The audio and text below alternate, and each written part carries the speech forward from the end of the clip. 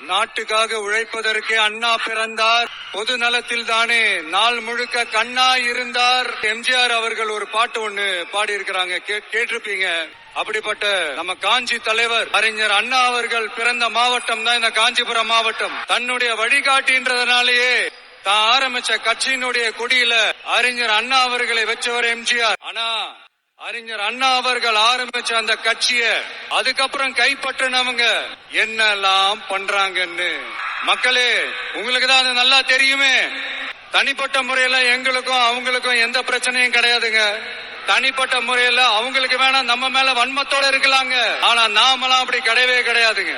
உங்களை என்ன நம்ம எல்லாரையும் பொய் சொல்லி நம்ப வச்சு ஓட்டு போட வச்சு ஏமாத்தினாங்கல்ல, அப்படி ஏமாத்தி ஆட்சிக்கு வந்து நல்லது செய்யற மாதிரி நடிக்கிறாங்கல்ல, அவங்கள எப்படி நம்ம கேள்வி கேட்காம இருக்க முடியும்? அவங்கள நம்ம கேள்வி கேட்காம விட போறதே இல்ல.